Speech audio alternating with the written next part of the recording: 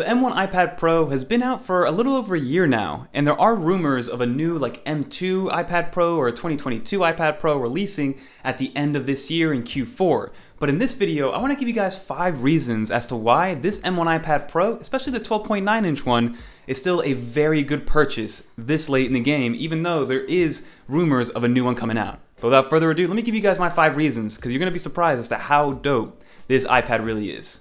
Let's get it.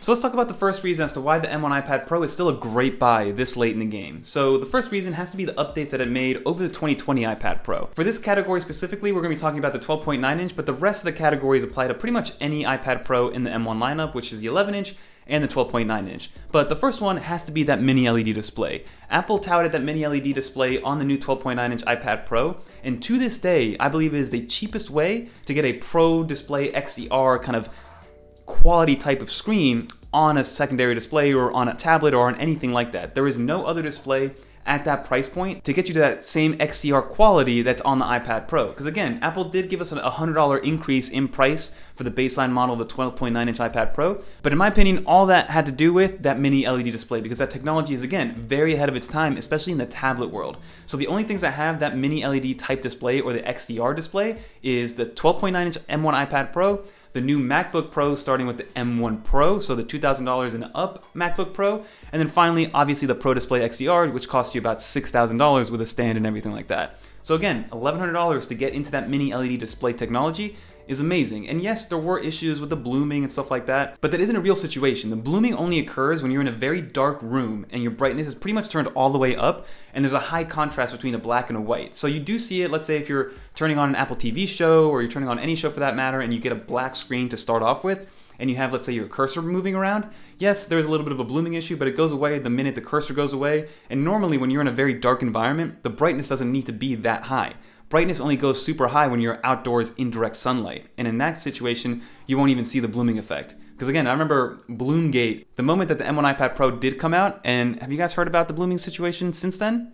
No, I haven't heard about it either. So now reason number 2, and now the rest of these reasons will apply to the 11-inch M1 iPad Pro as well. So reason number 2 has to be the M1 chip.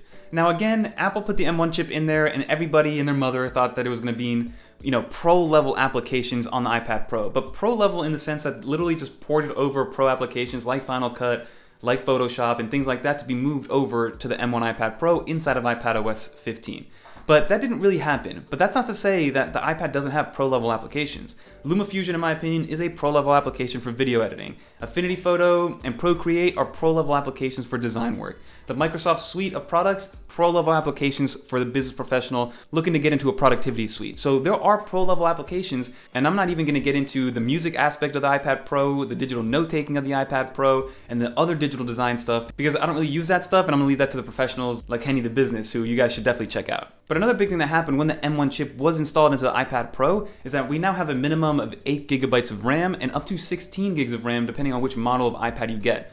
Before that, you only got 4 or 6 gigs of RAM, and third-party developers were locked in at using a maximum of 5 gigs of RAM with their application.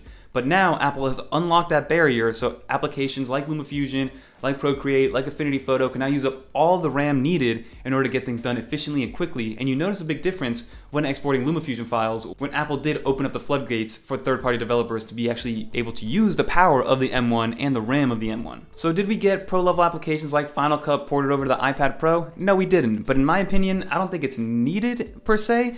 Now I get it. If you're used to a certain workflow with Final Cut Pro on your macOS computer and you wanted to have that same exact workflow come over to the iPad Pro, that didn't happen. I don't think that's gonna happen anytime soon. Maybe with iPadOS 16, but let's not hold off too much hope. But overall, the applications that are under the pro level category, they exist for the iPad Pro already. So just get into the App Store and go through that 2.1 million different applications inside of there, and I'm sure you'll find 1 or 2 pro level applications that'll work with the M1 iPad Pro.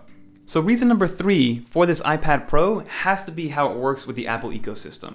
Getting an Apple product, and if you have multiple Apple products, you guys will know firsthand just how well and how seamless everything works. If you guys are aware, with this channel, everything is done with an iOS device. So I use an iPhone 13 Pro Max to record my A-roll, and my B-roll. Sometimes I'll use a Pixel, but I'll just use Google Drive for the kind of like a B or C cam. But for the most part, it's the iPhone 13 Pro Max recording all the A-roll. I then airdrop that all over to my iPad Pro, edit it in LumaFusion, upload it directly from LumaFusion into YouTube, do all my administrative tasks on YouTube, like doing tags, descriptions, monetizing, all that stuff in the Safari on the desktop class browser, and then I'm good to go, right? And then all the back-end financials, all the notes that I take, everything is done on the iPad. So having such a seamless ecosystem where, again, I'm not using a real camera, I'm not using any SD cards, no dongles are needed, I'm just airdropping all of my files that I need in high resolution, and whatever the 4K resolution I'm recording on right here goes directly to the iPad as if nothing has changed, and it happens very, very quickly and happens wirelessly. So I love that aspect of the Apple ecosystem, but I haven't even touched on how it works as a supplemental device to a macOS computer. First, we got Sidecar, which Sidecar alone was an amazing thing to get. You no longer needed to have a portable secondary monitor. If you wanted to get a little bit more screen real estate, like in a coffee shop or at a WeWork, now you just bring your iPad, turn on Sidecar, and boom, you're working with a secondary monitor of at least 11 inches and up to 12.9 inches. And then 15.4 Universal Control came out, and it kind of changed the game of how you use an Apple device and how you use and what the definition of a supplemental and ecosystem device would look like. Universal Control is kind of bonkers. Yes, it still has the M1 chip on both of the hardware pieces, so there is a lot of kind of synergy and commonality with these things, but think about it. iPadOS and macOS, they're separate operating systems, completely separate operating systems. Do they share similarities? Of course, but being able to use peripherals that are on your iPad Pro and then seamlessly, wirelessly, and intuitively be able to then port over to your macOS computer and have some sort of file exchange, some sort of data transfer, I think that's out of this world. People aren't aware and don't understand just how difficult that probably is to really get done. And think about it, Apple teased it almost a year ago, and it took almost an entire year for them to actually put it out to the entire public. It was promised with 15.0 and didn't come out until 15.4. So Apple was really making sure that it was working as it was supposed to be working for the entire public to play with it. So having the Apple ecosystem and using your iPad as kind of like your main hub is a beautiful thing to have. So in my opinion, my iPad Pro is my main computer, and everything else just supplements that iPad Pro, even if it is a MacBook Air. Because I only go to the MacBook Air when I really need to, and that occasion is less and less. It's more so for secondary monitor support, but outside of that, my iPad Pro is the way to go. Reason number 4 is the accessories. So yes, the iPad Pro has expensive accessories. I mean, the Magic Keyboard is $350 for an accessory to a product, right? You can buy yourself a $329 brand new iPad 9th generation and still have $20 left over to buy an Apple cloth instead of buying a Magic Keyboard. But once you do dive into that Apple ecosystem of the accessories, the Magic Keyboard just changes what the product of an iPad really is. At first, it's a tablet, then it's a digital notepad, and then you throw it on the Magic Keyboard and it turns into a laptop. iPadOS 13.4 cursor support was a perfect example of bringing in a legacy technology like a pointer, like a clicker, but changing it to adapt to an iPad, because an iPad is a touch-first interface. So being able to have that cursor support that is adaptive depending on what portion of the screen you're on. So the Magic Keyboard, that accessory is an amazing thing to have. And I remember when it first came out, a lot of people were thinking about the trackpad being too small, and I was one of those people. But at no point am I ever thinking like, hey, I need more trackpad real estate on the Magic Keyboard, because the way that you use the trackpad is a little bit different than the way you would use it on a Mac OS or on a Windows 11 computer. On a normal laptop situation, the trackpad is used just for a point and click, right? A lot of precision stuff, maybe some gestures, especially on Mac OS, but the way you use the trackpad on the Magic Keyboard with the iPad, it's more so an extension of the screen, right? So all the gestures that you would use to navigate the iPad Pro itself work on the trackpad itself. And yes, you also have the ability to now be a little bit more precise when editing text, for instance, or editing photos inside of Affinity Photo, or scrubbing a timeline a little bit more effectively than using your finger. But then you also still have the beauty of using gesture controls to navigate your iPad, but a little closer to you on the trackpad of the Magic Keyboard. But then also, if you don't want to dive into the Apple ecosystem of accessories, the abundance of accessories that exists for the iPad Pro is insane. Just type in iPad Pro accessories into Amazon.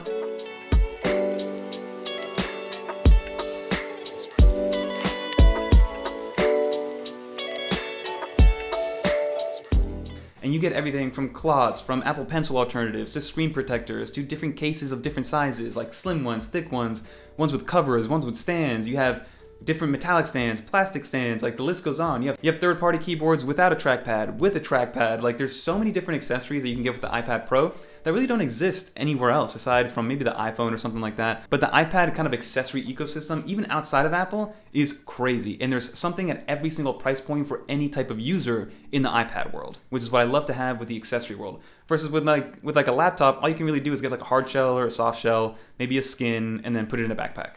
there's really not much customization or accessories that are really even needed with macOS. That's why the iPad Pro is just a more fun device to use because there's so many ways that you can use it. And that's a perfect segue into reason number 5, which is just overall versatility. In my last video, I talked about how the iPad is everything you need it to be, right? It's a tablet for content consumption when you need it to be. It's a digital notepad and creative machine when you need it to be, when you have an Apple Pencil or an Apple Pencil alternative, which I'll link some down below if you guys do want to check some out. We've been playing with a bunch of different ones recently in the studio. But then also you slap it on the Magic Keyboard, it turns into a laptop. It turns into a productivity machine, a single task or double task productivity machine. And then finally, now with native support for PlayStation and Xbox controllers and MFI controllers, it's like your game console now, right? I play 2K on there, I play Call of Duty on there, there's a bunch of different games that I like to play on occasion, and the barrier to entry on the video game side is way smaller than it is, let's say, on something like an Xbox or a PlayStation, because with those, you need to buy the console, you need to buy the game, you need to buy all the controllers, you need to plug it into a TV. There's so many barriers to entry for that one, versus with this one, even if it isn't an M1 iPad Pro, even if it is an iPad 8 generation, all you have to do is turn it on, download something from Apple Arcade, and you start playing immediately. So having this as like your tablet for content consumption, your notepad for digital note-taking, your computer for whenever you need it to be, and your game console all wrapped into one device that's so slim, so pretty, so easy to use, and so fun to use, it's hard to really compete with something as versatile as the iPad Pro. But those are my 5 reasons as to why the iPad Pro is still a very, very good purchase this late into 2022, even though there are teasers of an M2 iPad Pro coming out. So leave a comment down below which one of these 5 things kind of resonated with you, and let's finish up this video. So that's pretty much going to do it for this video, everybody. Like you saw, this M1 iPad Pro is still a beast, right? A lot of people say that it's kind of like having a Ferrari, but being capped at 70 miles an hour because there's just so much hardware power inside of the iPad Pro that iPadOS is holding it back a little bit in order to get done everything that you can get done on the iPad. But again, those 5 reasons that I talked about, right? Those improvements to the mini-LED display, especially on the 12.9 inch. You do have 5G capabilities now. Then they also added the M1 in there. And then overall, just like the ecosystem that this iPadOS and this iPad plays in, just makes it so nice to have, whether it is your own computer, whether you use your iPad as a main computer, or if you use the iPad to supplement your entire Apple ecosystem, right? It works great with universal control, it works great with Sidecar, it works great as an on-the-go laptop, as a desktop laptop, it works great as a game console, it works great as just a digital notepad, it works great as just a content consumption machine. So overall, it's kind of like the jack of all trades, but the master of none. That is how we're going to end this video. But if you guys did make it to the end, leave a little dolphin right here so I know that you guys did make it to the end. And also, if you guys want to check out some more iPad stuff, maybe some macOS stuff, or maybe some shorts we've been playing with recently, click on one of these videos right here. You won't be disappointed. But until next time, I'm out of here.